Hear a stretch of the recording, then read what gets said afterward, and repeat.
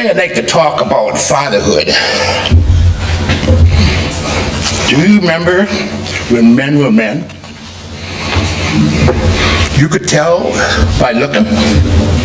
When women were the ones who wore earrings and makeup. Do you remember when men knew who they were and had confidence in themselves and in their Elohim? They knew where Yahweh was leading them, and they trusted him to get them there. Maybe the problem today is that our modern society has tried to convince women that they can be masculine, and they tried to convince men that they could be feminine. So we put them all together in one big mixing bowl and mix them up until many no longer are sure what their role really is. I want to take the opportunity to look at masculinity. Not the Rambo type who walks with a swagger and cusses like a sailor. Such men probably make bad neighbors and poor business partners, abusive fathers, poor husbands. Nor am I want to talk about the Archie Bunkers who sit in their chair like a king and expect the world to revolve around them. I'm talking about a man who knows he's a man, and he's proud of it. But at the same time, he has a tender heart that is sensitive to others and to the will of Yahweh. I'm talking about Yahweh's man. I'm talking about fatherhood the way it ought to be. Where do you find the guidance for this? Well, the Bible. It's always the best source. So I've selected a passage from 1 Thessalonians chapter 2. Few would consider it to be a fathering text, but I think it's a good one. 1 Thessalonians chapter 2, starting in verse 7. But we were gentle among you, even as a nurse cherishes her children. So being affectionately desirous of you, we were willing to have imparted unto you not the gospel of Yahweh only, but also our own souls, because you were dear unto us. For you remember, brethren, our labors and travail, for laboring night and day, because we would not be chargeable unto any of you. We preached unto you the gospel of Yahweh. You are witnesses, and Yahweh also, how holy and justly and unblameably we behaved ourselves among you that believe. As you know how we exhorted and comforted and charged every one of you as a father does his children, that you would walk worthy of Yahweh, who has called you unto his kingdom and glory. He said we were gentle among you, like a mother caring for her little children. He said we loved you so much that we were delighted to share with you not only the good news of Yahweh, but our lives as well, because you had become so dear to us. He said, surely you remember, brothers, our toil and hardships. We worked night and day in order to not to be a burden unto you, while we preached the good news of Yahweh to you. He also said, you are witnesses, and so is Yahweh, how holy, righteous, and blameless we were among you who believed. And then he also said, you know that we dealt with each of you as a father deals with his own children, encouraging, comforting, urging you to live lives worthy of Yahweh, who calls you into his kingdom and glory. Let me suggest that in these few verses, we see a portrait of fatherhood that is worth examining. And as you look at this portrait, consider with me 5 wonderful traits a father needs today. The first trait of a father would be the ability to express genuine love. Notice that what Paul says in verse 8. We loved you so much. In the Greek language in which Paul wrote these words, express an intensity of love that gives over and over again. Paul is saying it's hard even to find the words to express how, but we really do love you.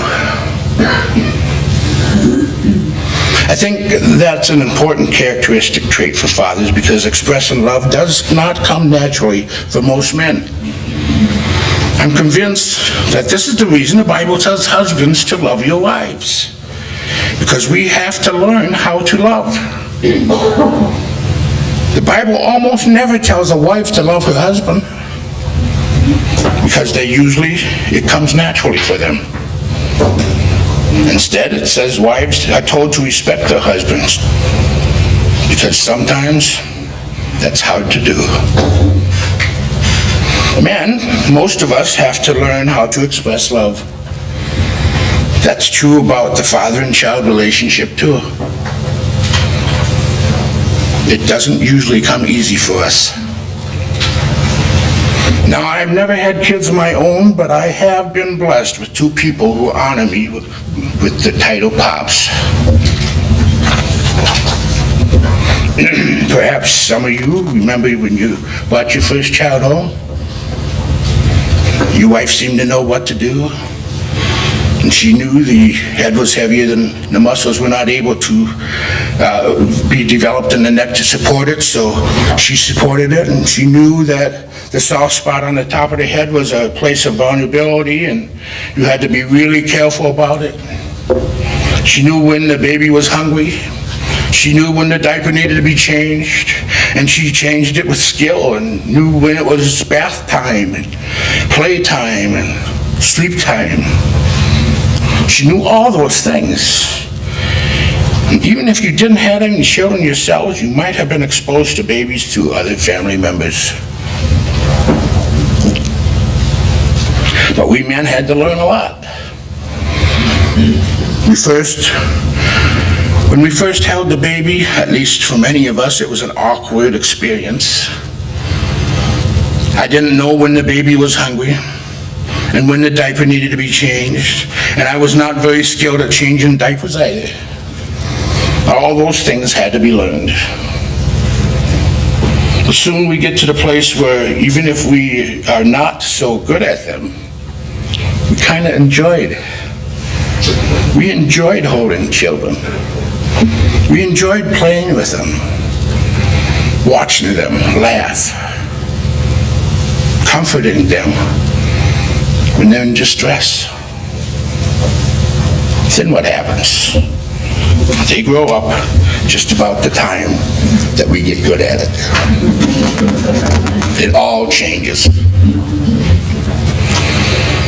You know, there was a few years ago, there was a cartoon, for better or for worse.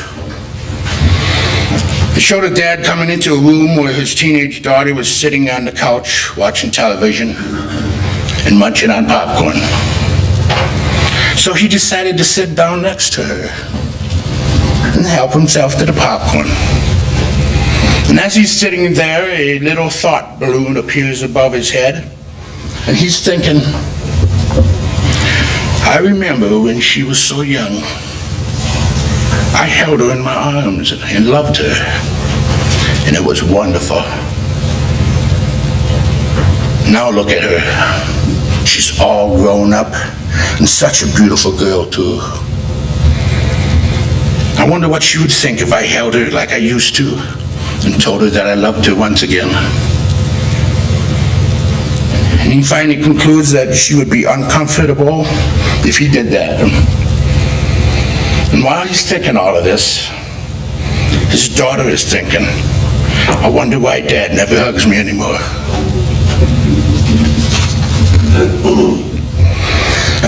Isn't it sad that we have arrived at a time in our culture when there's so much incest and perversion that as dads, we're not even sure how to express love anymore. We're not sure what's proper, and what's not proper. Our best example of fatherhood, of course, is our Father in heaven. And the best story to show that is the story of the prodigal son. The reason this is so universally applicable is that many have experienced what the prodigal son experienced, where we're sure we know better than our parents. We have it all figured out. You know the story. The son goes off into a far country and squanders all of his money, and when he runs out of money, he runs out of friends and ends up in a hog wallow, eating from the slop that is fed to the pigs. And this is the most humiliating place for a Jewish boy. He sits there, and the Bible says he came to his senses. And he starts thinking, how many of my father's hired men have food to spare? And here I am starving to death. I will set out and go back to my father. Luke 15, verse 17 and 18. Now notice something important. He felt that he could go back to his father.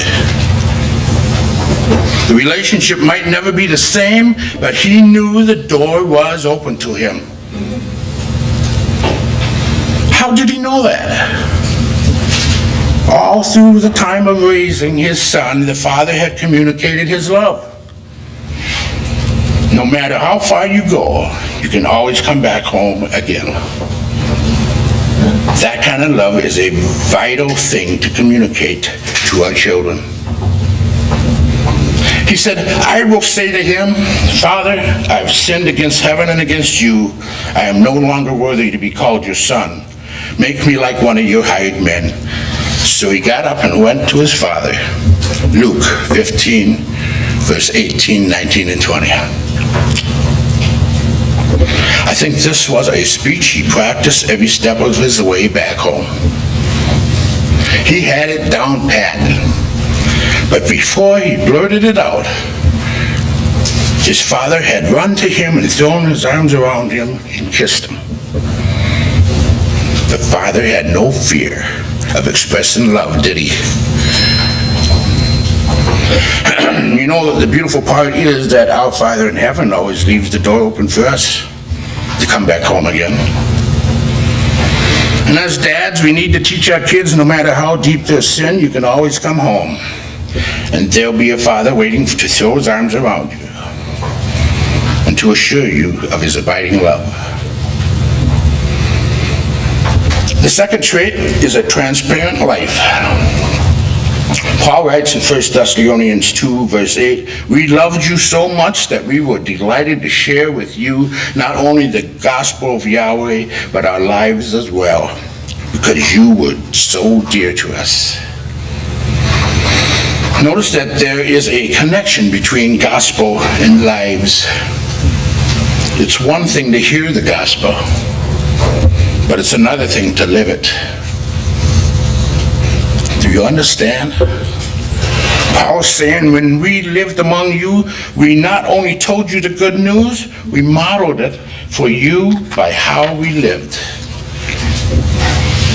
It seems to me that if you're a believer, your kids ought to know it by the way you live.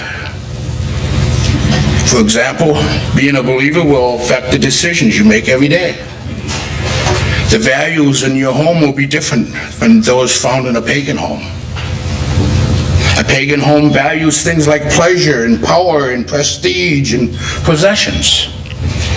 But in a believer's home, we learn that things we can't see, things we can't buy, and things we can't hold on to are really the most precious. We have a completely different values. And what about stress?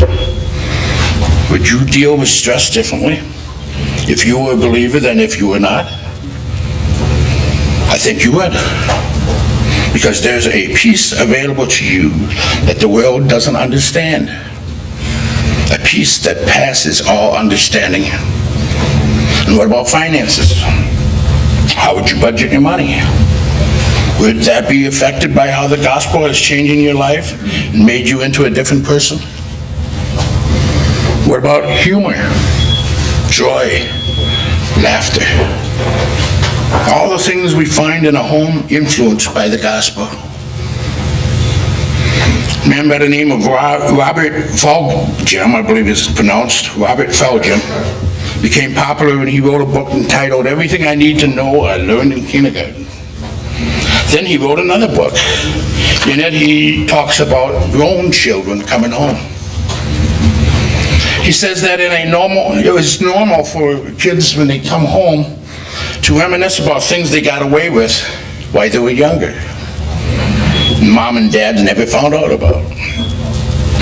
He recalls that when his children began reminiscing, that his oldest son said, "Dad, when I was 14 and you and Mom were gone for a while, I went out to the garage, got in the car, started it up, backed it out, ran around the block several times, and then put it back in the garage." He said, "You never knew." Everybody laughed, and then he went on, "Another time when you and Mom went to the grocery store, we kids went out in the back and smoked a cigar. You came home early and we thought for sure you had caught us, but you never knew, and we got away with it." Once again, everybody laughed, and it was a bonding time for them all. Then the old man told his children, "You didn't know some of the things your mom and I did. For instance, you never knew that we took a cut of all the money Grandma sent you at Christmas.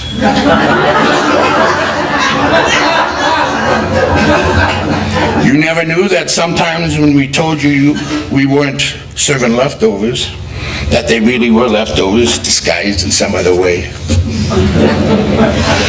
You never knew that when you called me from camp and you were homesick and I told you that I missed you, that I lied." He went on and he says, "I know who sent you the anonymous Valentine's card. And I know who got into my wallet and took money, and I never said anything. And there were times when I let you lie to me because the truth was too hard for either of us to bear. And there were times when I told you that I loved you when I didn't love anyone, not even myself. That's transparency. That's hard to deal with. But I think kids need to see in their fathers not just an authority figure, but someone who is real, someone whose heart has been touched and changed, who still makes and yet has the courage to admit that he has made those mistakes. The third trait, an unselfish diligence. Paul says, "You remember, brothers, our toil and hardships. We worked night and day in order not to be a burden unto anyone while we preach the gospel of Yahweh to you." Now, I think we have a responsibility as parents to teach good work ethics to our children. And oftentimes, if our kids don't see a father who's a hard worker and who has good work ethics, they'll never learn it. We teach it in two ways. First, we teach by example, by just doing it, letting our children see that the way we work. And secondly, our children learn by doing. When we give them the opportunity to do things and make their own mistakes and learn from the mistakes they make. I'm reminded of a story of a little boy who was not very artistic, who was trying to draw a horse on a piece of paper, and his father, who was artistic, watched as the boy tried to draw it. And the little boy was clumsy, and so the father tried to help him, and he started giving him advice, which really didn't help it very much. Finally, the father took the piece of paper and drew the beautiful horse and handed it back, saying, "Here, this is the way you do it." The son turned and looked at his dad and said, "But Dad, I want to draw my own horse. Every child has to draw his or her own horse. And as dads, we have to be wise enough to step back and let them do that, and to make their own mistakes, and to learn from those mistakes. Fourth, the trait of genuine spirituality. Paul said, "You are witnesses, and so is Yahweh, of how holy, righteous, and blameless we were among you who believed." Now let's review what Paul said to them. Back in verse 9, he said, "First of all, we preached the gospel of Yahweh to you." And now he adds, "You are witnesses, and so is Yahweh, of how we lived among you. We lived holy, righteous, and blameless lives. Our behavior was influenced by what we believed about Yeshua, Yahweh's Son." Yahweh has commissioned dads to be spiritual leaders, and you're the spiritual leader of your home, whether you realize it or not. You will either lead your family closer to Yahweh or further away. But as a believer, it is your responsibility to lead them closer to Him. If you don't, you'll be leading them closer to the evil one and his kingdom. A spiritual leader it is not our responsibility to show that we are genuine. It is our responsibility to show that we are genuine, that our belief is not just something for Sabbath, but something we are all week long. So if you come to church and carry your Bible and look very pious on Sabbath, but you never open it through the week, your kids will know. They'll be watching you, and they will know. If you pray here on Sabbath day, and everybody is praying, but you never pray at home, your kids will know. So it's absolutely essential that we be genuine, and that our children see that we are not only worshiping here, but that we worship at home. We not only read the word of Yahweh here, but we read it at home. We not only pray here, but we pray every day at home. And that they see the genuineness of your faith. Finally, there is the trait of positive influence. Paul writes, "For you know that we dealt with each of you as a father deals with his own children, encouraging, comforting, and urging you to live lives worthy of Yahweh, who called you into his kingdom and glory."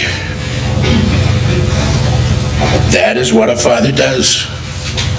He encourages, comforts, and urges his children to live lives worthy of Yahweh.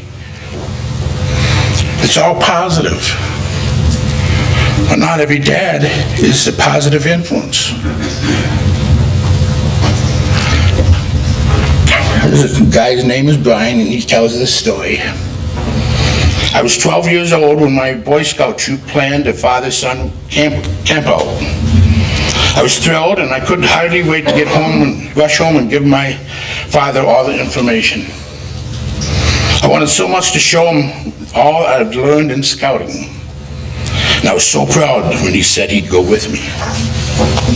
Friday of the camp out finally came, and I had all my gear out on the porch ready to stuff into his car the moment he arrived, and we were all to meet at the school at 5 p.m. to go to the campground. But Dad didn't get home until 7. I was frantic, but he explained that things had gone wrong at work and told me not to worry. We could still get up first thing in the morning and join the others. I was disappointed, of course, but decided to make the best of it. First thing in the morning, I was up and had everything in his car while it was still getting light, all ready for us to go catch up with my friends and their fathers at the campground. Dad had said we'd leave around 7, and I was ready at half an hour before that. But he didn't even come out of his room until 9. When he saw me standing out front with the camping gear, he finally explained that he had a bad back and couldn't sleep on the ground. He hoped I'd understand and that I'd be a big boy about it. But could I please get my things out of his car? Because he had several commitments he had to keep. Just about the hardest thing I have ever done was to go to the car and take out my sleeping bag and cook stove and pup tent and supplies. And then, while I was putting my stuff away in the storage shed, and he thought I couldn't see, I watched him carry his golf clubs out and throw them in the trunk and drive away to keep his commitments. That's when I realized my dad never meant to go with me to the camp out. I didn't matter to him, but his golfing buddies did. That's so very sad, isn't it? Dan Benson, in his book, The Total Man, says that for every positive word most dads say to their children, they say 10 negative. They're good at words like don't, and you can't, and stop that, no. But they're not very good at positive words.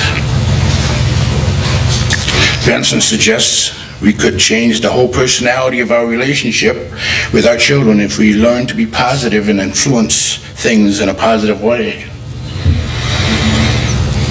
A man by the name of Charlie Shedd writes about moving his family from Kansas to Oklahoma. He said that there was a big roll of baler twine that he had saved for some reason that he never used. So as they were getting ready to move, he told his son, Philip, I don't want you to mess with that baler twine. That's special, and so please don't touch it.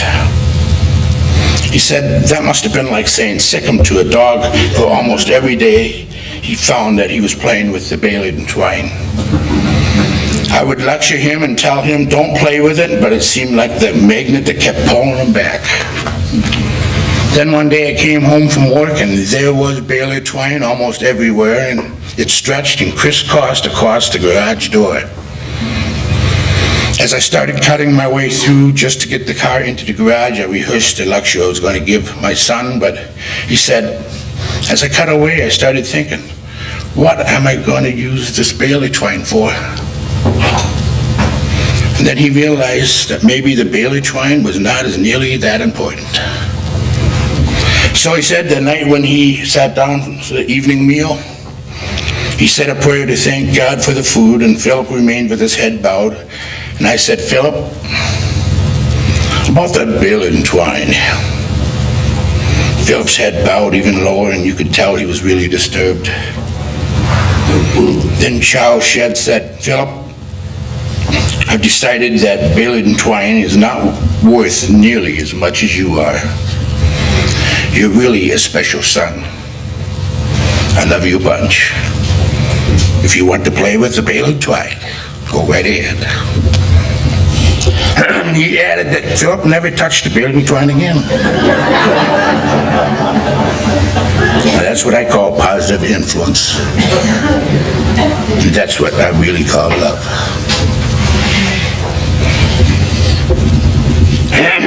May Father Yahweh bless you. Be a father that he wants you to be.